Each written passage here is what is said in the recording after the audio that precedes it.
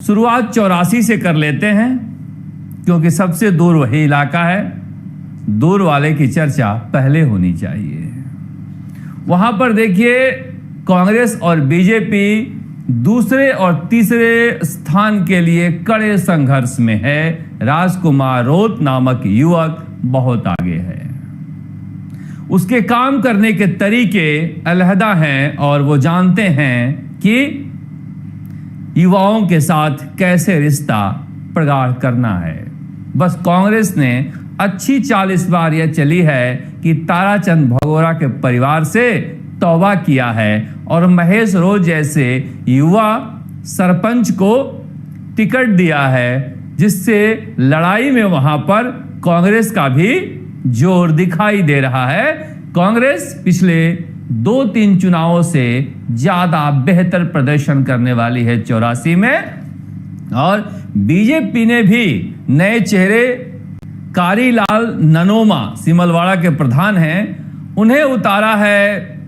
हर तरह के जतन किए जा रहे हैं, फिर भी गैप इतना ज्यादा था राजकुमार रोत के जीत का। और देखिए ना, देखिए जो व्यक्ति जिस महेंद्रजीत सिंह मालवीय को लेकर गए थे बीजेपी वाले प्राइज कैच में, वो मालवीय विधानसभा चुनाव में अपनी सीट से करीब 40,000 से जीते थे और उसी सीट को 5 महीने बाद ही या 4 महीने बाद ही 40,000 से हार गए। तो ये दिखाता है कि भारत आदिवासी पार्टी जो बाप पार्टी है वो किस तरह से उस इलाके में लोकप्रिय होती जा रही है। और बहुत जगह तो कांग्रेस और बीजेपी को रोकने की कोशिश की जा रही है। 4 महीने में किसी कदावर नेता का कद इतना घट जाए और बाप पार्टी डूंगरपुर से निकलकर बांसवाड़ा में जाकर महेंद्रजीत सिंह मालवीय के गढ़ में उनके विधानसभा में पताका फहरा दे। लोकसभा की बात तो छोड़ दीजिए, तो समझिए बाप पार्टी किस तरह से पैर पसार रही है वहां पर। सलुम्बर में लौटते हैं। सलुम्बर में बाप पार्टी के कैंडिडेट वहां पर कड़ी टक्कर दे रहे हैं। अनिल कटारा 84 में बहुत आगे हैं, तो जितेश कटारा सलुम्बर में कड़ी टक्कर दे रहे हैं। मगर वहां पर बीजेपी के लिए फायदे की बात यह है कि वहां पर 60% ही आदिवासी वोट है। 84 में 80% आदिवासी वोट था, जिसकी वजह से राजकुमार रोत का होल्ड था। यहां 60% है और 60% वोट में भी जितेश कटारा के उम्मीदवार बनने के बाद बाप पार्टी में फूट है, क्योंकि सलुम्बर सीट उदयपुर के इलाके में आती है। बांसवाड़ा और डूंगरपुर से ये अलग आदिवासी इलाका है उदयपुर का। उदयपुर में बीजेपी का अच्छा होल्ड है, एक सहानुभूति का फैक्टर भी है। अमृतलाल मीणा के देहांत के बाद उनकी पत्नी शांता देवी चुनाव लड़ रही हैं। मुकाबला जितेश कटारा और रेशमा शांता मीणा में ही है। रेशमा मीणा तीसरे स्थान के लिए संघर्ष कर रही हैं और कहा जा रहा है कि रघुवीर मीणा और ताराचंद मीणा, जो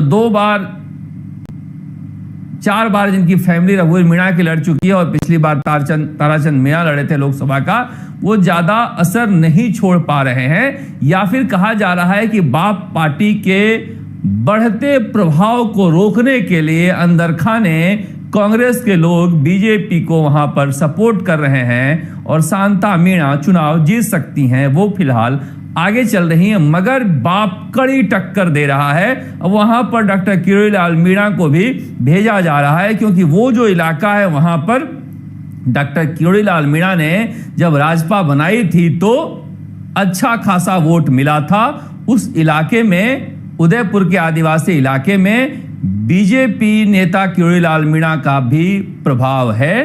हेमंत मीणा को वहीं पर कैंप करा के रखा गया है ताकि एसटी वोटों में कम बिखराव हो और 40% गैर आदिवासी वोट जो हैं बीजेपी को एक मुश्त मिल जाए।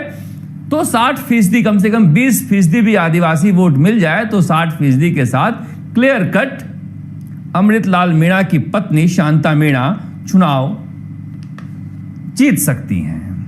अब उसमें देखिए, अमृतलाल मीणा जी जेल गए थे, आपको याद है, 15-20 दिनों के लिए।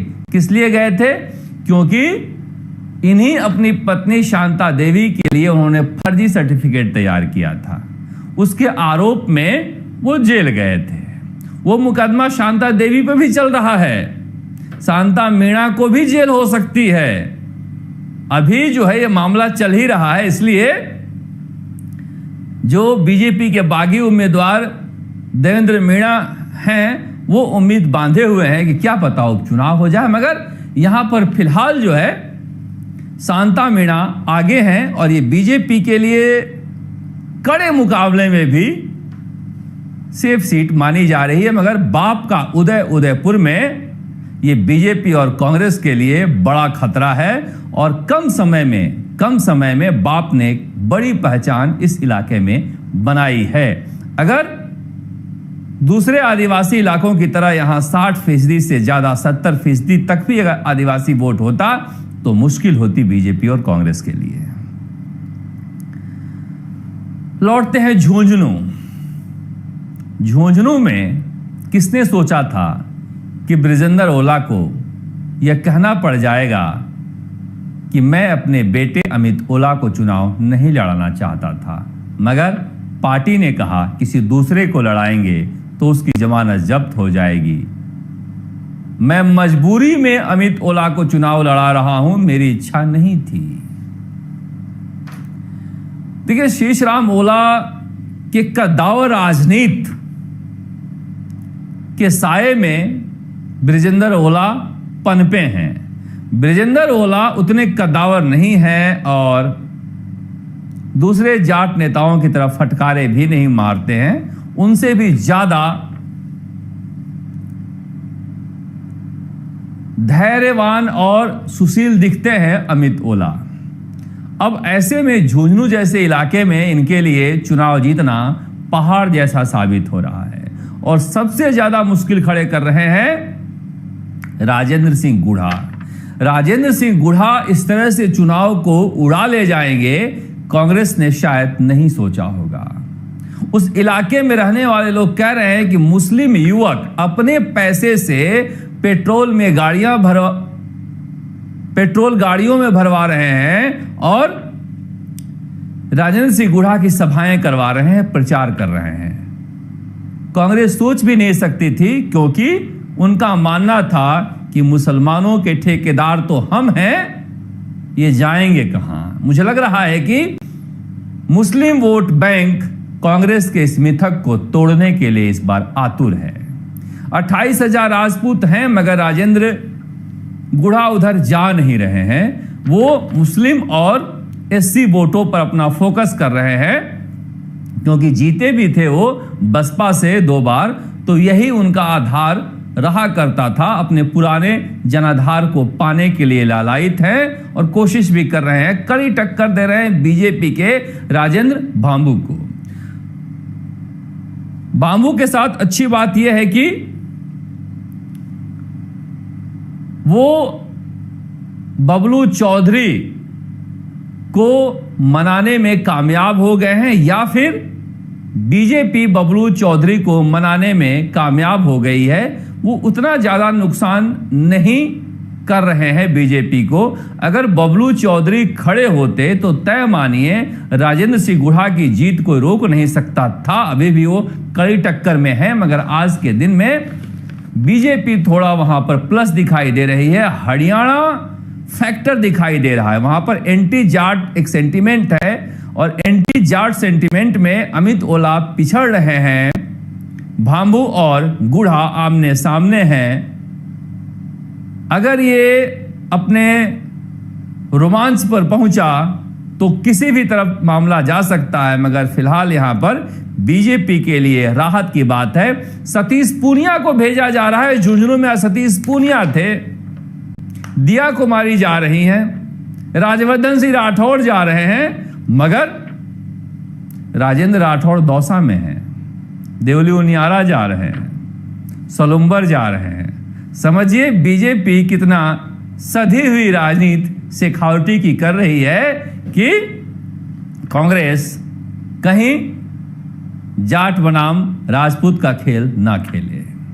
खैर, झुंझुनू में फिलहाल ऐसा लग रहा है कि बबलू चौधरी का बैठ जाना राजेंद्र बांबू के लिए राहत भरी खबर है और राजेंद्र गुढ़ा बहुत ज्यादा नुकसान पहुंचा रहे हैं कांग्रेस को। देवली उनियारा में नरेश मीणा ने कांग्रेस के गढ़ को बर्बाद कर दिया। झुंझुनू में कोई सोच नहीं सकता था कि बीजेपी जीत सकती है। कम से कम विधानसभा चुनाव में जाट, एससी और मुस्लिम और सैनी, इनकी संख्या इतनी है कि ये अमित ओला के लिए सबसे आसान सीट थी। अब बताइए, ब्रिजेंद्र ओला भगवान राम सैनी के टिकट दिलवाए और जिता कर लाए, मगर फिर भी कहा जा रहा है कि सैनी वोट उनको मिलेंगे या नहीं मिलेंगे, इस पर सस्पेंस है, क्योंकि उसका निर्धारण जयपुर से होना है और अभी तक हरी झंडी नहीं मिली है। आप समझ ही रहे होंगे, कई बार इशारे में सियासी बातें कहनी पड़ती है। लौटते हैं देवली उनियारा की तरफ। देवली उनियारा में भी कमोबेश झुंझुनू जैसी स्थिति थी, जहां पर कांग्रेस के सबसे ज्यादा श्योर सीट मानी जा सकती थी। यहां पर मीणा, एससी और मुस्लिम इतनी बड़ी संख्या में हैं कि कांग्रेस को किसी की जरूरत ही नहीं थी। मगर इस विधानसभा उपचुनाव में कांग्रेस का सबसे core vote bank, Meena vote bank दरका है और उसकी वजह अलग अलग है। नरेश मीणा ने वहां पर कांग्रेस को बेहद कमजोर कर दिया है और तीसरे स्थान पर धकेल दिया है केसी मीणा को। हालांकि हरीश मीणा लगातार कोशिश कर रहे हैं और कहा जा रहा है कि वो अपने तरीके से, उनके चुनाव लड़ने का तरीका है, वो सारे हथकंडे अपना रहे हैं। मीणा वोट केसी मीणा को भी मिलेगा, मगर ज्यादा नरेश मीणा को मिल रहा है। आज शाम को वो रघु शर्मा और शांति धारीवाल को भी लेकर वहां पर गए हैं और उसके बाद कांग्रेस के प्रदेश अध्यक्ष गोविंद सिंह डोटासरा भी जा रहे हैं। 10 नवंबर को सचिन पायलट भी जा रहे हैं। यानी कि केसी मीणा के लिए राहत भरी खबर है कि उनके पीछे राजस्थान कांग्रेस के नेता खड़े हैं, मगर नरेश मीणा अकेले अपने दम पर बाप पार्टी से समर्थन का पत्र लाकर और हनुमान बेनीवाल से समर्थन की बात कहवाकर वहां पर युवा वोटरों के जरिए माहौल बनाए हुए हैं और इसका फायदा वहां पर राजेंद्र गुर्जर को मिल रहा है। आज के दिन में राजेंद्र गुर्जर वहां पर आगे दिखाई दे रहे हैं। बीजेपी बहुत ज्यादा मेहनत कर रही है वहां पर। जिस तरह से कन्हैयालाल चौधरी और हीरालाल नागर वहां पर लगे हुए हैं समीकरणों को साधने में, और बीजेपी के पास एक कैडर है और उस कैडर के जरिए वो अपने जनसमर्थन को वोटों में बदल पाते हैं। वहां पर डॉक्टर किरोड़ीलाल मीणा भी कल जा रहे हैं। वो भी कोशिश करेंगे कि दौसा में अगर मीणा बीजेपी को वोट दे रहे हैं तो फिर देवली उनियारा में भी वो कुछ वोट अपने समर्थकों का बीजेपी में दिलवाएं। डॉक्टर किरोड़ीलाल मीणा का भी वहां पर अच्छा खासा प्रभाव है, मगर फिलहाल वहां मुकाबला राजेंद्र गुर्जर और नरेश मीणा में ज्यादा दिखाई दे रहा है। अब डॉक्टर किरोड़ीलाल मीणा नरेश मीणा का वोट काटते हैं या केसी मीणा का, पता नहीं, मगर बीजेपी डॉक्टर किरोड़ीलाल मीणा का दौरा करवा रही है। वहां दौसा से निकलकर वो बाहर जाने वाले हैं। दौसा में 2 दिनों तक था। जितना आसान चुनाव दिखाई दे रहा है उतना आसान नहीं है, और डॉक्टर किरोड़ीलाल मीणा ने भी कहा कि जीत पक्की मानकर मत चलो, मेहनत करो, क्योंकि दौसा ने हमेशा चौंकाया है। सचिन पायलट ने कहा है कि किसकी धोती कब खींचनी है, इस मामले में दौसा वाले पीएचडी की डिग्री रखते हैं।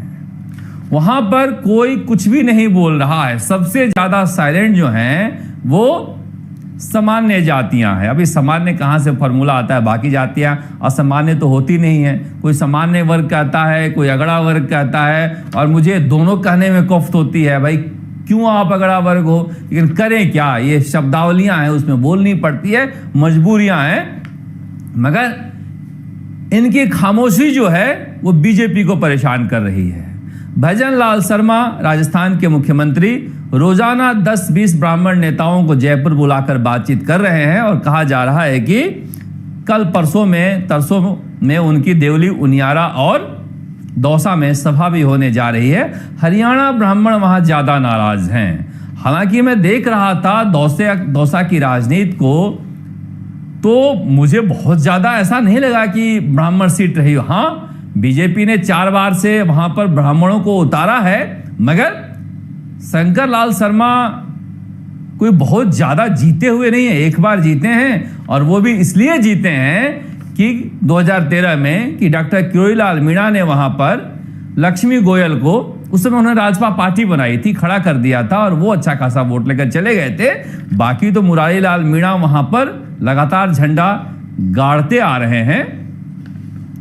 जब कांग्रेस में नहीं थे तब भी जीते थे 2008 में, और उसके बाद कांग्रेस में आकर 2 बार जीते हैं। मुरारी लाल मीणा का अच्छा खासा वहां प्रभाव रहा है। मगर अगर हम देखें 2008 से पहले, तो 2003 में और 1998 में, 2003 और 1998 में वहां पर नंदलाल बंसीवाल एक बार कांग्रेस और एक बार बीजेपी से जीते हैं। 98 में कांग्रेस से, 2003 से बीजेपी, उससे पहले जियालाल बंसीवाल जीतते आ रहे हैं। तो दलित वहां पर चुनाव जीतते आ रहे हैं, इसलिए डीसी बैरवा को कॉन्फिडेंस है कि हम निकल जाएंगे। मगर राजनीति के चतुर खिलाड़ी हैं डॉक्टर किरोड़ीलाल मीणा, और वो उस इलाके को बेहतर तरीके से जानते हैं, साधना जानते हैं। उनके साथ उनकी एक पूरी टीम है। बीजेपी के नेता अंदर ही अंदर लग रहे हैं, नहीं लग रहे हैं, इस पर सवाल खड़े हो रहे हैं। लगातार कहा जा रहा है भीतर घात का खतरा है, मगर डॉक्टर किरोड़ीलाल मीणा की कमिटेड टीम रही है, और वहां वो जिला प्रमुख रह चुके हैं। वहां की राजनीति को वो बेहतर तरीके से जानते हैं किसी भी अन्य नेता की तुलना में। भले ही वो सचिन पायलट, या फिर कह लीजिए पायलट परिवार का गढ़ रहा है, वहां से एक रिश्ता रहा है, पायलट परिवार का भावनात्मक रिश्ता रहा है, जिसकी बात डॉक्टर किरोड़ीलाल मीणा भी कहते हैं। मगर जो जमीनी राजनीति की पकड़ डॉक्टर किरोड़ीलाल मीणा को है, वहां पर बहुत कम नेताओं को होगी।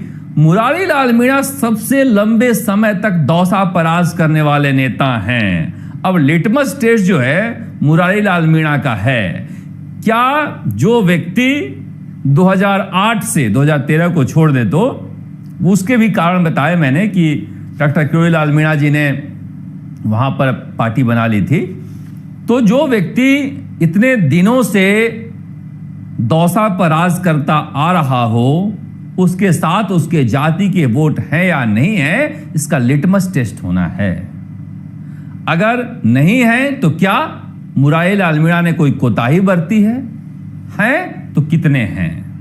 क्योंकि वहां पर मीणा वोट बैंक लंबे अरसे से कांग्रेस के साथ रही है, और इस बार बीजेपी ने तुरूप का पत्ता चला है। सचिन पायलट का जो कॉम्बिनेशन था मीणा, गुजर और एससी का, उसे तोड़ने का, और कामयाब भी हुई है। मैं दौसा जाकर आया था, वहां पर यह कामयाबी बीजेपी की दिखाई दे रही है। डीसी बैरवा भले आदमी है। सचिन पायलट की एक दिन की 25 सभाओं ने माहौल को बदला है, इस बारे में इंकार नहीं किया जा सकता। सचिन पायलट राजनीति के एक सुपरस्टार बन चुके हैं, और उनका स्टारडम ऐसा है कि बहुत जगह नहीं भी जाएं, तो मैंने उस इलाके में उनकी चकाचौंध देखी 2 दिनों में, कि लगातार मैं गांव में जाता था तो वो डीसी बैरवा से ज्यादा सचिन पायलट का नाम लेते थे।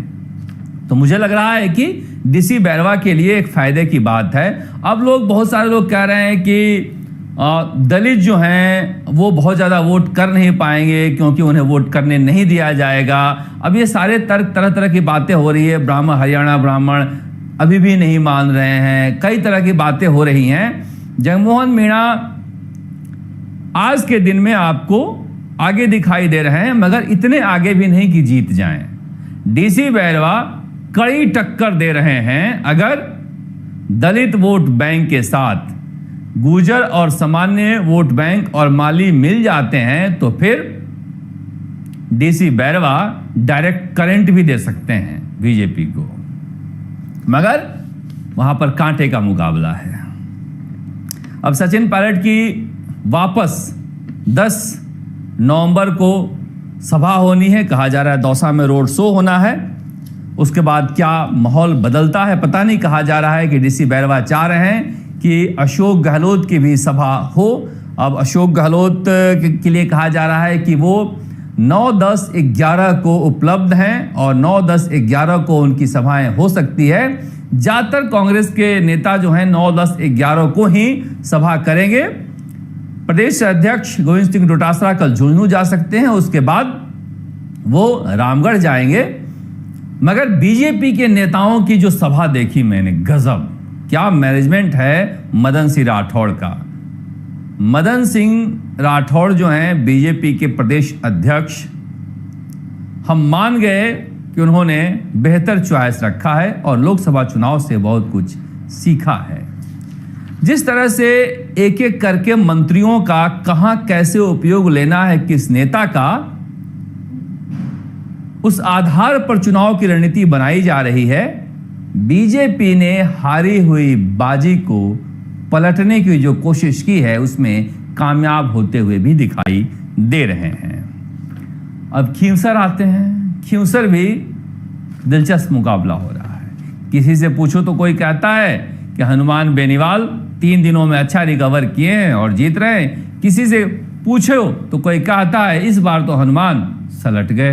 अब पता नहीं, देखिए कांटे की टक्कर है तभी इस तरह की बातें हो रही है। मगर किसी से पूछो दौसा की तरह तो कहता है किरोड़ीलाल मीणा के भविष्य का सवाल है, तो वही सी तरह से यहां पर हनुमान बेनीवाल के भविष्य का सवाल है। कनिका बेनीवाल एक शानदार कैंडिडेट हैं, अच्छी नेता है, भले ही चुनाव नहीं जीती हो, मगर नाम हनुमान बेनीवाल का ही चल रहा है। और हनुमान बेनीवाल डॉक्टर किरोड़ीलाल मीणा की तरह उस इलाके को बहुत अच्छी तरह से जानते हैं। कहा जा रहा है कि वो 13 नवंबर आते आते रिकवर कर लेंगे, मगर कांटे का मुकाबला है। कांटे का मुकाबला इसलिए है कि ज्योति मिर्धा वहां पर रहकर राजनीति सीख गई हैं हनुमान बेनीवाल से, और रेवत राम डांगा जो हैं वो हनुमान बेनीवाल की तरह राजनीति करते हैं। अब इसमें डॉक्टर रतन सिंह कहीं दिखाई दे नहीं रही हैं। उनके लिए कोई भी बड़ा नेता चुनाव प्रचार के लिए नहीं जा रहा है, अभी तक गया भी नहीं है। तो फिर कैंडिडेट क्यों उतारे थे भाई, पता नहीं। उसके भी एक अलग कहानी है, सब जानते हो आप। मगर कांग्रेस वहां पर भी तीसरे नंबर के लिए संघर्ष कर रही है। वहां पर भी चुनाव ज्योति मिर्धा बनाम हनुमान बेनीवाल के बीच है। अभी तक जब भी दोनों की टक्कर हुई है हनुमान बेनीवाल जीते हैं। इस बार क्या ज्योति मिर्धा इस मिथक को तोड़ेंगी कि ज्योति हनुमान बेनीवाल बुझा देते हैं। कनिका बेनीवाल जीतती हैं या नहीं जीतती हैं पता नहीं, मगर लोग कह रहे हैं कि कई बार जाट जो हैं वो भड़कते भी हैं बहुत ज्यादा प्रवासी नेताओं को देखकर। तो बहुत सारे प्रवासी नेता वहां घूम रहे हैं बीजेपी का, उसमें कुछ कमी हो तो ज्यादा बेहतर है। वैसे सतीश पूनिया को जिम्मेदारी दी गई है और सतीश पूनिया झुंझुनू के बाद खींवसर जा रहे हैं। कहा जा रहा है कि हरियाणा चुनाव जिताने के बाद सतीश पूनिया का कद बढ़ा है और कद के साथ उनका कॉन्फिडेंस भी बढ़ा है। पता नहीं क्या वहां पर छाप छोड़ पाते हैं, मगर बदल रही है खींवसर की राजनीति। हो सकता है कि 13 नवंबर तक आते आते कुछ उलटफेर हो जाए वहां पर भी जाट इतना ज्यादा है, करीब 1 लाख के आसपास है। जिसके पास जाट जाएंगे उसी की ठाठ होगी। दिव्या मदेना ही मजे ले रही हैं कि बताइए किस किस को जिताने चले थे, मैंने इसको बनाया, मैंने उसको बनाया। हनुमान बेनीवाल के लिए बोल रही हैं और खुद रात रात पर हाथ जोड़ते फिर रहे हैं कि हरा मत देना। सियासत में हो जाती है। इसीलिए कहते हैं ना कि सियासत ऊंट की तरह करवट बदलती रहती है। जीत गए तो देखना हनुमान बेनीवाल के फटकारे, हार गए तो फिर घर से निकलने में थोड़ा वक्त तो लगेगा। बड़े नेताओं को सदमा भी बड़ा ही लगता है।